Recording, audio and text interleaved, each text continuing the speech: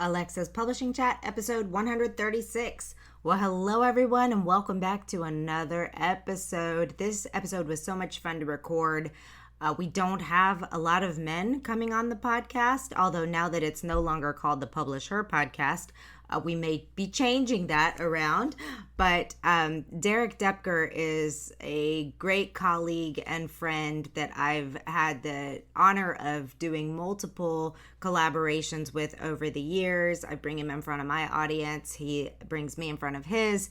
And I really enjoyed this chat that we had around book marketing strategies. He is truly the epitome of showing us how we can go from literally having nothing and being a broke valet, as he mentioned, to having a lot of success with books. But it comes with great strategy and doing the right things and learning the right things. So we talk in this episode about the tactics that he uses to create buzz around his books and to market his books to selling a large amount of them. So very excited to hear what he has to say on all of these topics. And it's good timing because we're talking a lot about marketing these days. In particular, with our book marketing event coming up in Charlotte in October, our live event, we'll be really digging into a lot of these types of strategies of growing your author empire and owning it.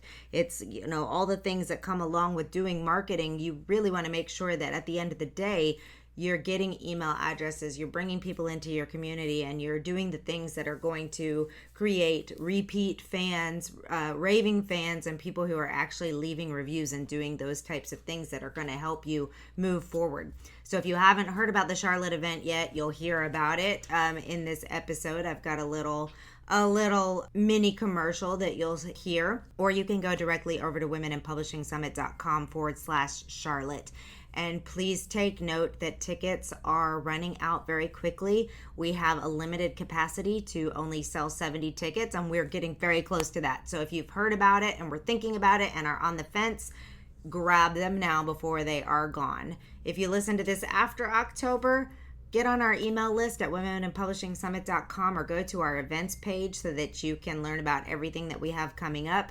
I have a feeling this will become an annual event, so definitely make sure you're on the email list so you hear what's coming up. All right, enough about all of that. If you're loving the podcast, I would like to ask you to leave a review, to subscribe to us and review to us. Just like books, reviewing podcasts is a big, important step in making sure that other people can find out about the podcast and learn about us. Feel free to share it with your author or publishing professional friends and all those things. So, all right, I'm going to stop yammering at you now and invite you to sit back, listen to Derek's great advice, and enjoy the show. Welcome to the podcast, a place where you can come to get inspiration, motivation, help, encouragement, and support in your journey to write, publish, and sell your book. Hosted by Alexa Bigwharf. 'Cause I've been where you've been, and I felt what you're feeling, and I don't want to get in your way. All right, welcome to another episode of the Publish Her podcast. Today I am talking with my friend Derek Doepker, and we're going to be covering the topic of reviews. Reviews are something that are so key for all authors, no matter how or where or when you publish. So it's a topic I am looking forward to asking Derek all about, since he is one of the experts on getting reviews. All right, who is he? Derek Doepker went from being a broke valet parker to a best-selling author who's sold over 100,000 books using mostly free and low-cost marketing strategies. Now he shares these strategies with entrepreneurs to turn their knowledge into a best-selling book. So, first of all, how did that journey even happen? How'd you go from valet parking to best-selling author in the first place? That sounds like an interesting story. Yeah, and I never even imagined I'd be an author. When I got my degree, it was in music composition. So I grew up in Indiana, moved to Nashville, Tennessee, and then kind of got tired. I'm not a huge country music guy, so I moved out to Los Angeles to become a rock star. And so that's where I was like, okay, what can I do to pay the bills? I worked at a hotel in Nashville. Then I went to LA. I had a friend that was hooked me up with a valet parking gig. So that was, my life was, valet parking cars, delivering food, and playing in a band. And that was obviously not the most financially best situation. I was like sleeping on an air mattress for a year and a half in kind of a dumpy place, and like a lot of people, they move out to LA, just try to make it in their career. So I'll keep the story relatively short. I got into the whole world of entrepreneurship, personal development. So I'm like, okay, if I can take what I know, I'm big into fitness and stuff too. So I started a fitness blog and YouTube channel, and that eventually led me into publishing a book because I won a Kindle e-reader in the mail. I posted on a blog; they selected me randomly. So I'm like, oh, I've been writing these blog articles, publish a Kindle book. None of this really went anywhere. My first book sold 2 copies that first month, and I think one copy was to my mom. So I'm like, okay, well, let me give it another shot. Really study kind of how to do marketing and stuff. That book did a little bit better, but still maybe $70, not counting all the months that I spent working on it. $70 that month or whatever when I launched it. So it was kind of one of those things, trying one thing, trying another thing, hopping from one thing to the next. But I went to a seminar and something inspired me there. I'm like, I'm going to write one more book, and almost kind of detached from the outcome. Like, I'm just really excited about this book. I want people to have it. If it sells well, awesome. Obviously, that would be great. If it doesn't, it's okay. It's something I want to put out. And that book, it was like I took what I had learned up to that point and probably a little bit of luck. I'll definitely say that, good timing and everything. I launched it and it just took off. It hit number one in weight loss. It was outranking Tim Ferriss's 4 Hour Body at the time. This is into 2012.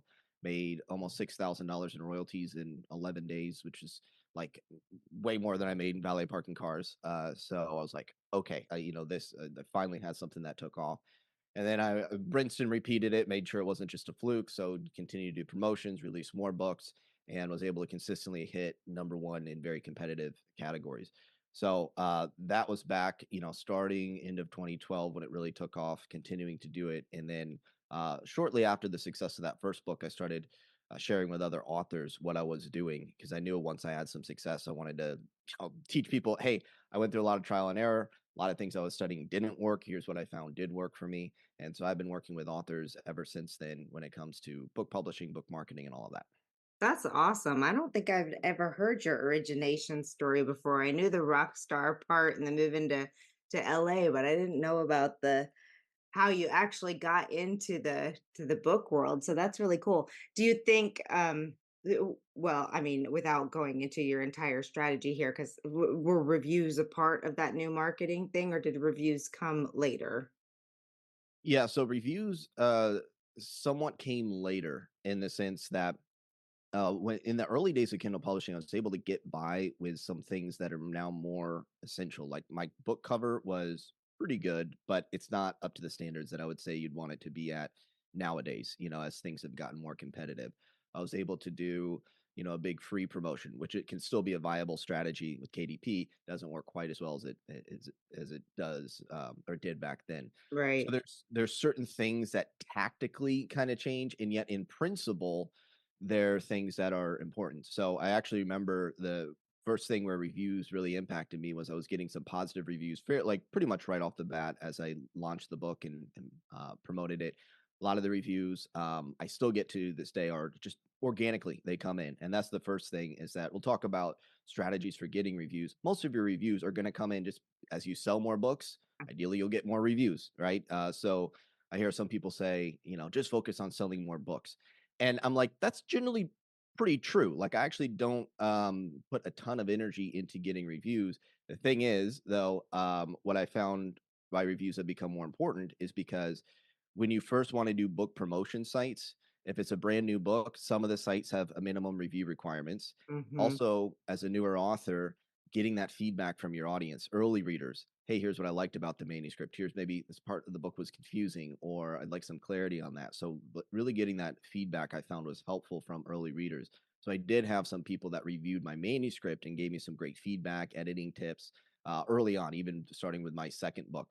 I started getting some of that early feedback, which was helpful.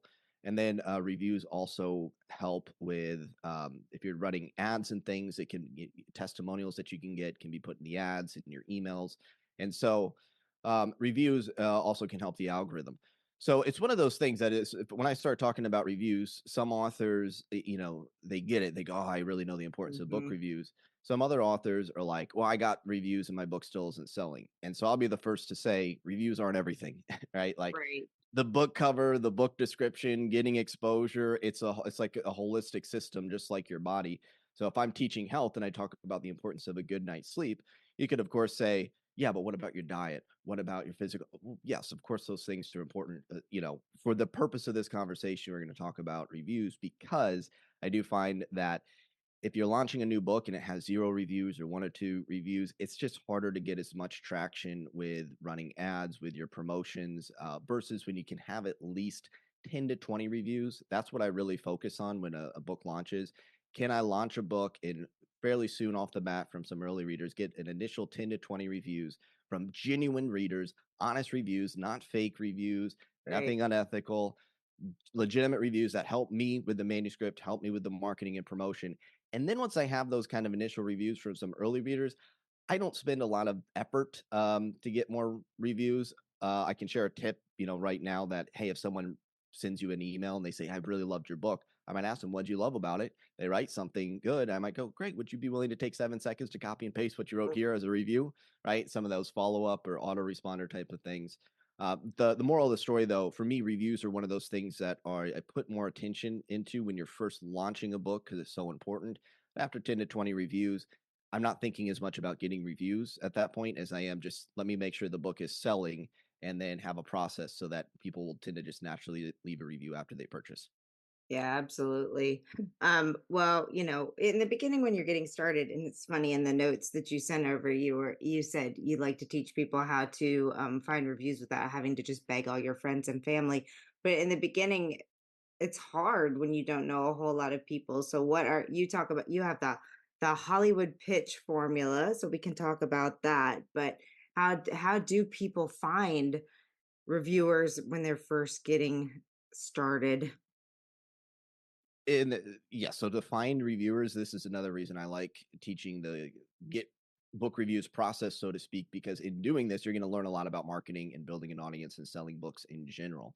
So one thing is just whether it's finding reviewers or finding readers, how do you do that? Well, I mean, you can't ask family and friends. The thing about that is, I don't want biased reviews. And if I ask my mom for a review, first of all, there can be issues with Amazon if they see the relationship there. They have their algorithms that might not even post it. But it's like it's probably not going to be that good of a review anyways. You're like, oh, this is so great. This is wonderful. You should get it. Right? And so I'm like, Or if they're okay, like my family, it'd be a yeah, highlight of all the mistakes. There were all yeah. these mistakes. One extreme or the other, like either Right, super supportive to where it's not that helpful or super critical. right. And so it's like, okay, maybe not the most ideal thing. That said, I might ask some friends if they're actually genuine readers of it, more like acquaintances. So if I'm posting on social media and I got connections with, friends and they like that type of book, great.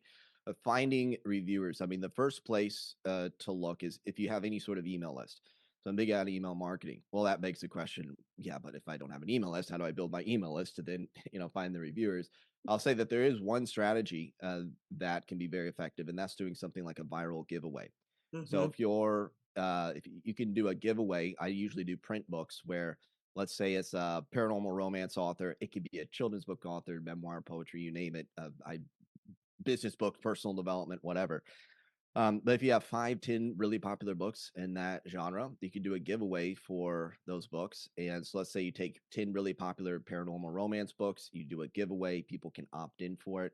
You can do ads for it to promote it. When they do something, I use like King Sumo. So if they opt in, they can agree to be a part of your email list.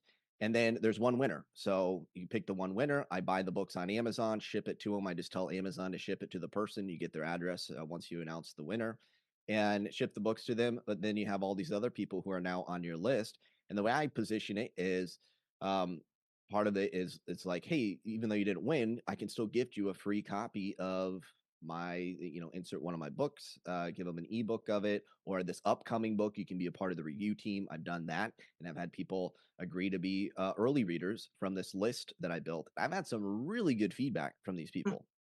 So, I mean, I wanted to validate this. This was going back years ago. Am I just going to get some freebie seekers who aren't really engaged, or are Yeah. these people actually engaged? Do they respond? And I found that I was very happily, maybe surprised that there were people that were really genuine readers and super engaged that I was able to do that with. And this results not typical disclaimer here. I was working a romance author. She did two of these giveaways, and she went from like a brand new pin name with zero people on that pin name's email list to I think she surpassed the 10,000 subscriber mark, Wow. really using viral giveaways in about 3.5 months. So Wow. again, results not typical. That's the best results I've seen. Yeah. Uh, and it just demonstrates that that's not even having to create her own lead magnet, which I would also suggest you do. Create some sort of reader magnet, lead magnet to start building your email list, and you can advertise that. Mhm. So that's the first thing is anything you can do to build your email list. That's going to benefit you for book reviews, selling books, virtually everything you do in your business. And then there are plenty of groups, Facebook groups, things like that, free groups where you can go in and even just doing a simple search for beta reader, beta readers, early readers, review groups. You can search your genre, and sometimes there's the sci-fi early reader group or whatever. I'm just making that name up, but there's groups like that, and then there's getting referrals. If you have any reviewers, asking them, do you know anyone else? Right. So having any initial reviewers introduce you to other reviewers. And then finally, this is not something you necessarily have to do, but it can definitely be convenient. There are some legitimate sites that can help connect you that are going to be paid services that can help you connect with reviewers. Like NetGalley is going to be one of the more popular ones, and there's some different sites out there, and the the point to note is you don't want to pay someone to write a review. So it's not like I give you $5 to post a review. I don't even say I'm going to give you a free book if you post a review. I say I give you a free book in exchange for your honest feedback. And Mhm. whether they post a review or not, they can at least send me their feedback. So I'm not even making it a requirement to post a review. But the sites like NetGalley and the different review sites, if they're legitimate, they are within terms of service the way they're set up. Um, in terms of that, and I know you talk about some of the different programs or services out there for getting reviews. So those Yeah. are something else that you can explore with a caveat that some of them, they might be a little more critical than you're used to in the sense that it's not always going to be positive, glowing reviews. So take that into account. If you're like me, though, I don't mind some of that because I really do. Sometimes it's people who aren't your ideal reader. That's something to Right. factor in. The other thing, though, is there is room for improvement for most of us as authors. So some of that feedback can be helpful for just improving your craft. Think the most frustrating is when it's like 3 star. I loved this book. Like, what? I actually had that happen to me one time. Do you love in person events? Do you want to connect with other authors and industry professionals? Are you looking for book marketing specific training? Well, you're going to want to join us in Charlotte, October 4th through 6th, where we are having an exclusive book marketing conference.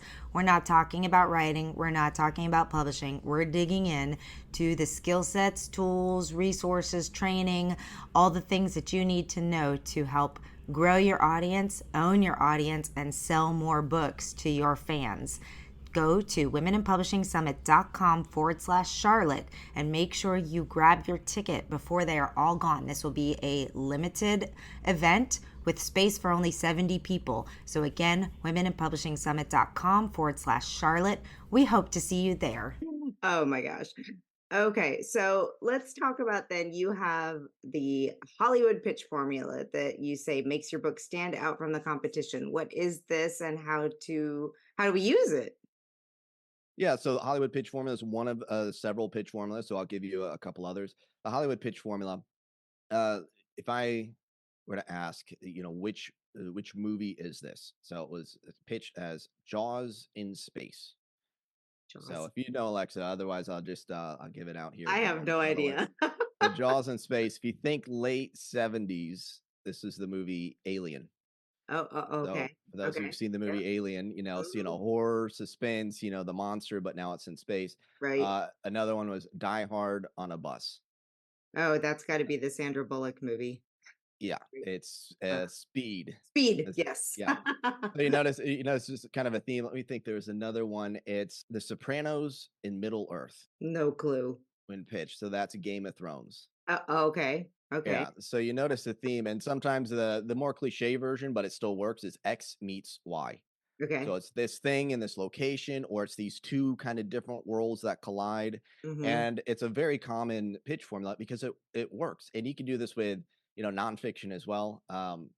Actually used ChatGPT with this prompt to come up with some things, and it was like, I forget what it is, but like Tony Robbins meets Mythbusters or something like that for my book Breakthrough Your BS, and it comes up with some different things, so you can have fun with it. I mean, I'm all for human creativity too. Great. So whether you use it as a prompt or they're thinking about it, you can come up with a few different things where it's like, what are the two kind of worlds that collide here, and to really make this work, you're not just talking about two very similar things. It's usually differing elements. So The Sopranos, obviously like modern mafia, but Middle Earth kind of, fantasy world, Right.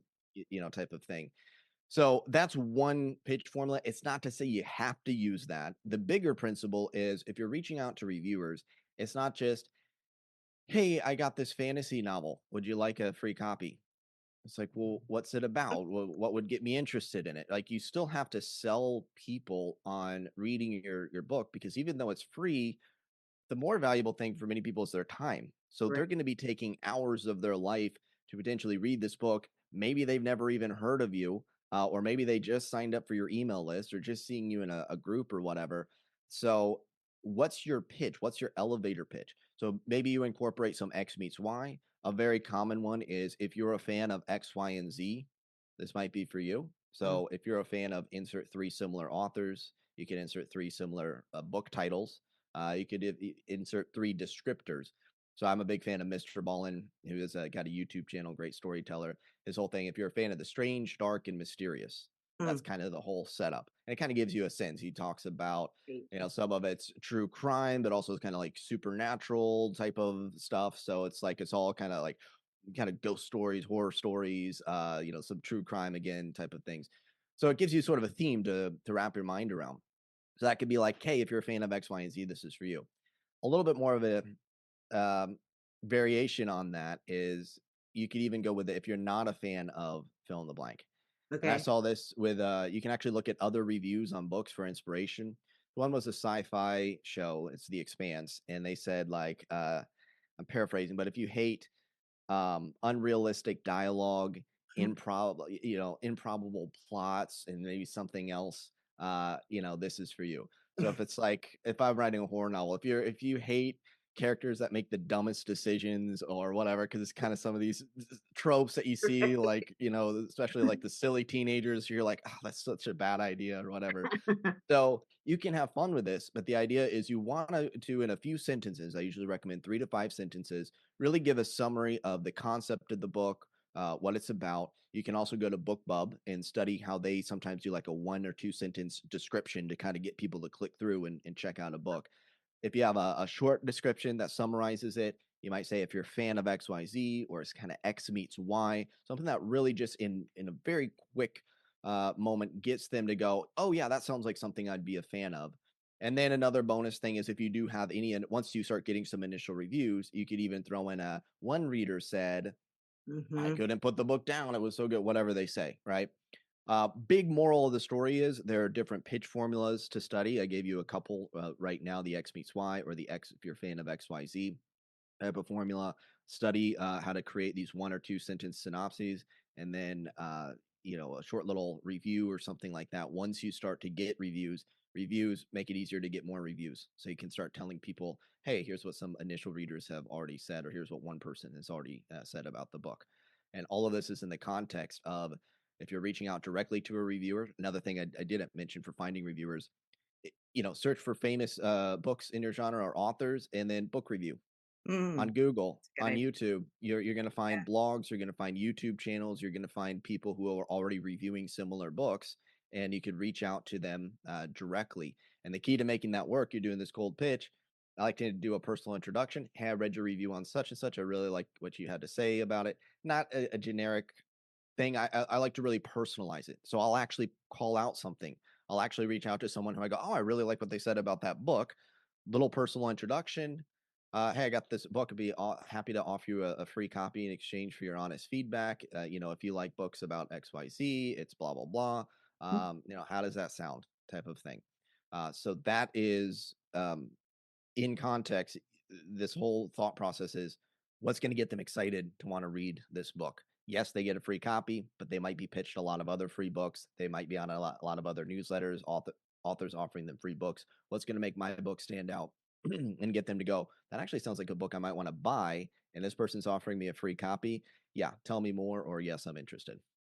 Which is a good segue into the next question, which whether or not they are getting your book because you've gone out and found them, researched them, brought them in. Sites like NetGalley don't really count because if people download the book and read it, they'll leave their reviews. But like, say you're using BookFunnel or you're driving people to a lead magnet on your website and getting them to sign up for an advanced reader copy of your book, all those types of things, getting them to actually leave the reviews sometimes feels very, very difficult and very painful. Do you have any suggestions or strategies to get people to actually leave the reviews? Yeah, this is one of the main reasons why I started even teaching this and showing this is because when I first got into it, I thought, yeah, getting book reviews. It was for me, it was kind of just one little piece of the bigger process. Then I ran into the challenge of going, yeah, you can get people, you can find the people, you can even get them to agreeing to leave a review. That's almost not even the most challenging part. It's then when you're sitting there waiting going, okay, they haven't left a review. Oh, they said they were going to leave a review. And then you're in this awkward position where it's like, how do I follow up with them without being like pushy or annoying? And well, they're kind of doing me a favor. So it feels a little weird to be like, hey, can you hurry up and leave that review? I really need it because you, as the author, you want to hurry up and get those reviews. For them, they got their life going on, they got other things, right? So, that's when I was racking my brain years ago about a way to get through this. And you can't incentivize someone. You can't say, hey, I'm going to give you $10 to just go post this review, right? That'd be against terms of service. I consider it unethical regardless. Right. So if you can't incentivize them, what can you do? Well, I like these paradoxes. So I'm like, well, how can I incentivize them without incentivizing them? Like, how could I ethically incentivize them without actually incentivizing them? And what I came up with is something I call the bridge method. And there's a simple version of this that gets around some of the friction of leaving a review. The little bit more in depth version is something that you see companies do. And I noticed that there are companies who there's a bookkeeping software, the QuickBooks. This is not, I'm not so affiliated with them or anything. It's just what I use. And they're like, yeah, we'll pay you. I think it was like $100 to kind of get on and answer some questions with us, actually test out this new feature we're rolling out or whatever. And I think it was even before this that I came up with the idea, but I noticed companies would do this where they might pay you to answer a survey or to give some feedback. What I did was I go, okay, for one of my books, I'm going to give out some free copies, and I'm going to say, if you can read the book and fill out a survey by such and such date, you'll be entered into a drawing, and I'm also going to give you a free copy of the audiobook. Right. So there's some Nice. sort of prize for filling out a survey. Now, the survey is not a review. It's Right. disconnected from that. What happens is you now have a deadline for that. So you can follow up. You can say, hey, heads up, hey, if you want to be eligible for these prizes, the deadline to fill out the survey is in such and such time. And so you have a way of following up that's now for their benefit. And because they don't want to miss out on this potentially. And then the survey can ask them questions. You can get some market research questions. What are other books you read? How do you discover new books? What you think about this book? What would you say to a friend who might be considering reading it? You can ask for corrective feedback. Was there any part that were confusing or boring for you, or that anything that would make it even better for you? So whatever you want to include, but a very basic survey would be like, how'd you enjoy the book? What would you say to someone Mhm. considering reading it? Whatever. Now all of a sudden you get these responses back. So what happens is some people might go, I really didn't like the book. Okay, great. Thank you for your feedback. Still entered for the Don't prize. ask them to leave a Yeah, review. exactly. But if they're like, this was incredible, I loved it. I had one person, it was a personal development books. Like I've read hundreds of personal development books. I didn't think you could really have anything to teach me. I was blown away or whatever they said, right? So now what happens is from their answers, what I might do is kind of take their answers and maybe there's some kind of fluff in it, but maybe I'll pull out a few parts and I go, thank you so much, appreciate it. Would you be willing to take a few moments to copy and paste what you wrote here as a review? Totally optional, right? But what happens? Well, they've already basically taken the time to write out their thoughts. Right. It's a simple few moments to copy and paste over on Amazon. I usually include a link to Amazon. And in that case, I'd never had a person say no. They've either posted the review, or if the book wasn't live yet, or if they couldn't post on Amazon for some reason, either way, I might then ask them, hey, could I use this as a testimonial? Right.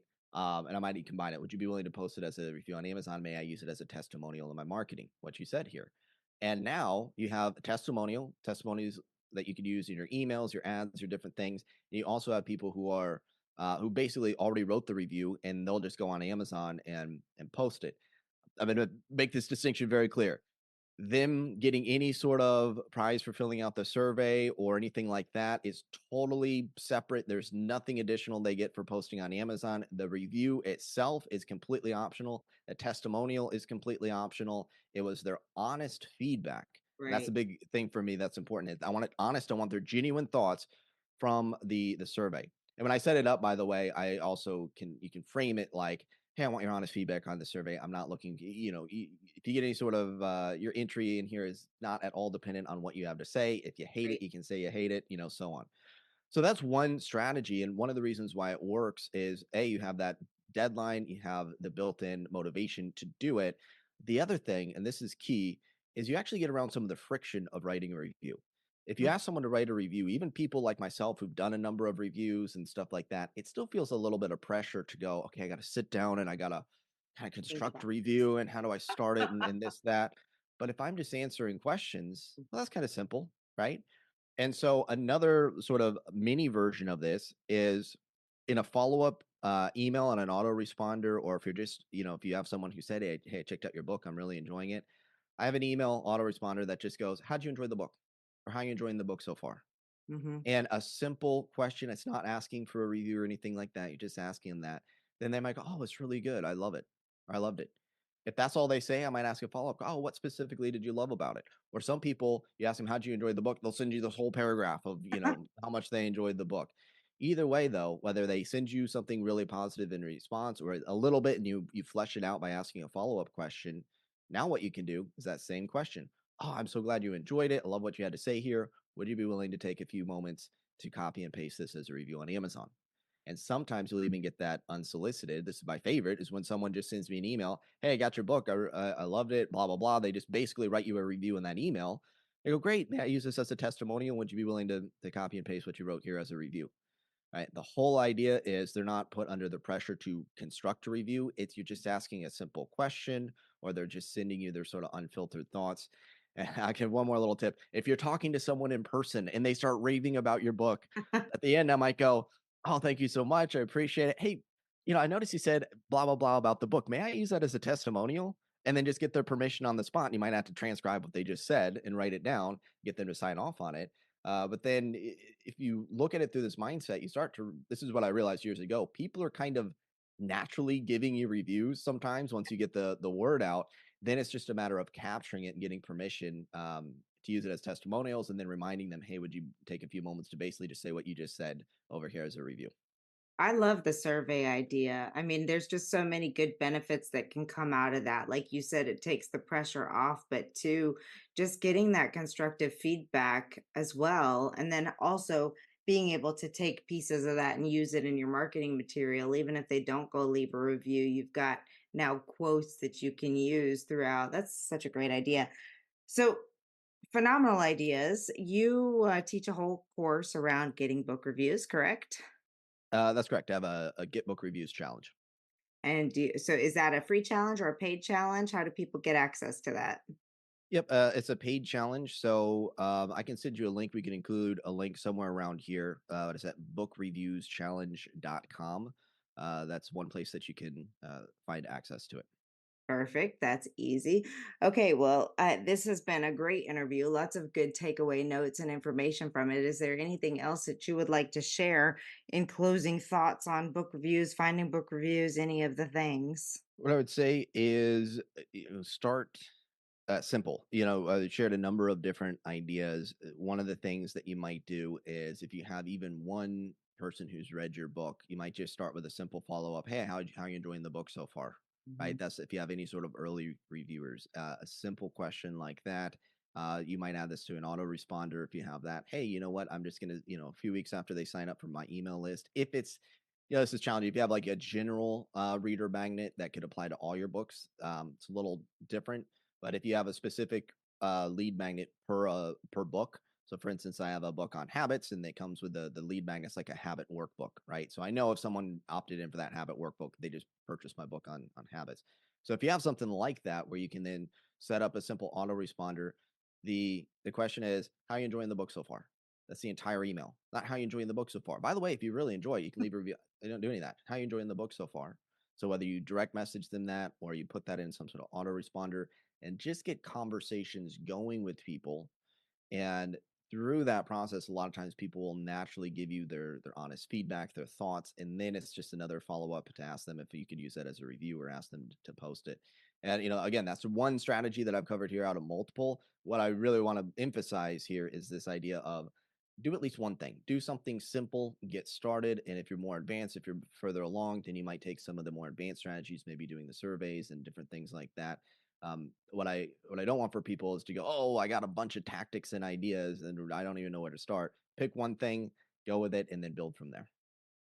Well, thank you so much. If this was your first introduction to Derek, you're definitely going to want to go over to his website, which is bestsellersecrets.com, and get on his email list.